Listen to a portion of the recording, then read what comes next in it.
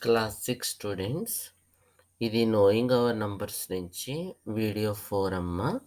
ఈ video 4లో measurements గురించి చూద్దాం. మెజర్మెంట్స్ అంటే లెంగ్త్ గురించి, వెయిట్ గురించి, వాల్యూమ్ గురించి చూద్దాం. లెంగ్త్స్లో చిన్న యూనిట్ ఏంటంటే ఇక్కడ మిల్లీమీటర్స్. తర్వాత దానికన్నా కొంచెం పెద్ద యూనిట్ సెంటీమీటర్. దానికన్నా పెద్ద యూనిట్ మీటర్. దానికన్నా పెద్ద యూనిట్ ఏంటంటే కిలోమీటర్. ఓకేనా? So millimetres, centimetres, metres and kilometres. మనం మన దగ్గర జామెట్రీ బాక్స్‌లో అందరి దగ్గర స్కేల్ ఉంటుంది గదా! స్కేల్ అనేది సెంటీమీటర్ స్కేల్. ఇప్పుడు సెంటీమీటర్ స్కేల్ అంటే ఇక్కడి నుంచి ఇక్కడి వరకు 1 సెంటీమీటరు. అదే ఇక్కడి నుంచి ఇక్కడి వరకు 2 centimetres.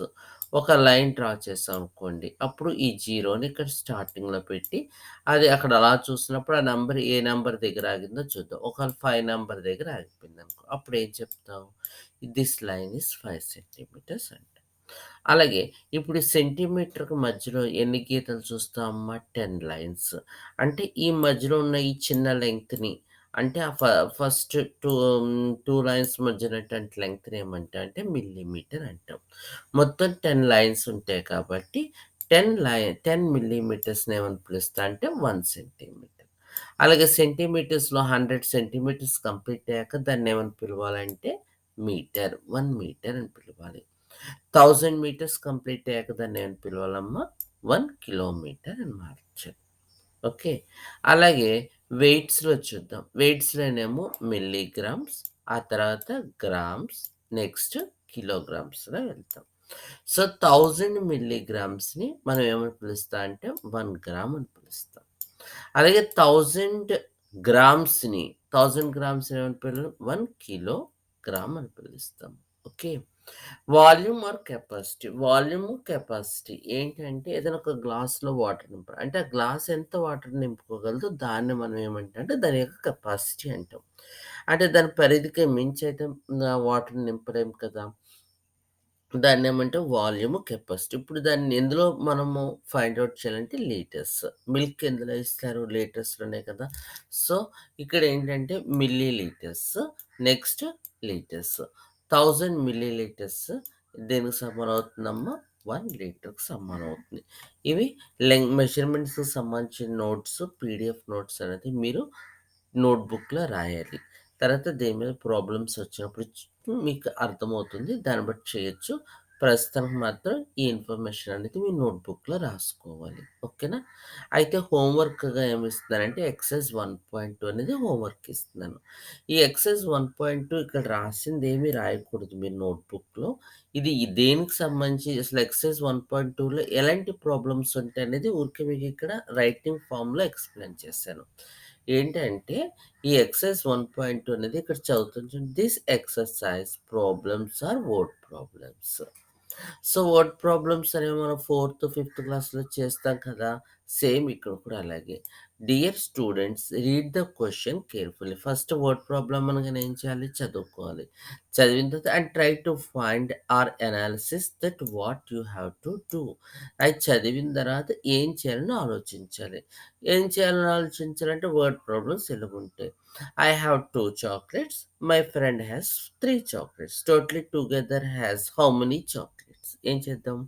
You will write like this. I have number of chocolates I have is equal to 2. Number of chocolates my friend have is equal to 3. Total number of chocolates is equal to 5. అక్కడ add చేయాలని తెలిసింది. అవునా? అలాగే next I have 10 chocolates. I given 3 chocolates to my friend. How many chocolates are left with me? అంటే అప్పుడు ఏం చేస్తావు? Subtract చేస్తావు. అలాగే మనం ఎప్పుడు యాడ్ చేయాలి? ఎప్పుడు సబ్ట్రాక్ట్ చేయాలి? ఎప్పుడు మల్టిప్లై చేయాలి? ఎప్పుడు డివిజన్ చేయాలి? అనేది క్వెషన్ చదివితే అర్థమవుతుంది. అలా చదివి మీరు ఎక్సర్సైజ్ 1.2 ప్రాబ్లమ్స్ అనేది హోంవర్క్ చేయాలి. ఇక్కడ చూడండి ఎగ్జాంపుల్స్ ఇక్కడ చెప్తాను. 1, 2 చెప్తాను. మిగిలినవి చేయండి. డౌట్ ఉంటే ఆన్‌లైన్ క్లాస్‌లో అడుగుదాం. ఇక్కడ చూడండి. A book exhibition was held for 4 days in a school. ఒక ఎగ్జిబిషన్ 4 డేస్ జరిగిపోయింది.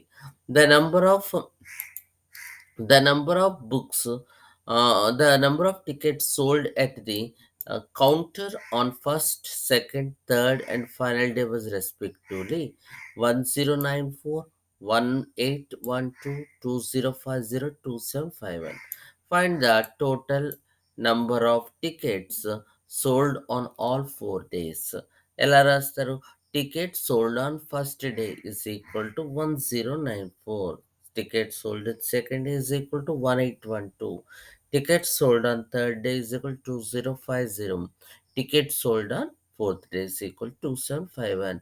Therefore, total number of tickets sold is equal to అని చెప్పి మొత్తం 4 tickets యాడ్ చేసి నెంబర్స్ యాడ్ చేసి వేస్తారు. అంటే ఇక్కడ ఏం చేయాలి? ఎడిషన్ చేయాలన్న సంగతి తెలిసింది. ఇక్కడ ఏం చేయాలి? యాడ్. సో, అంటే మనం క్వెషన్ చదవగానే అక్కడ యాడ్ చేయాలా? సబ్ట్రాక్ట్ చేయాలా? అలాగే ఇక్కడ చూడండి స్కోర్ అంటే 6980 స్కోర్ ఉంది. అతను 10,000 స్కోర్ చేయాలి. ఇంకా ఎన్ని చేయాలి? అంటే మనం ఏం చేయాలి? 10,000 నుంచి 6980 తీసేయాలి. Okay. In an election the successful candidate registered ఒక అతనికేమో ఇన్ని ఓట్లొచ్చినియి. ఇంకొక అతనికేమో ఇన్ని ఓట్లొచ్చినియి. By what margin the successful candidate win the election? Successful candidate ఎన్ని ఓట్లతో నెగ్గాడు?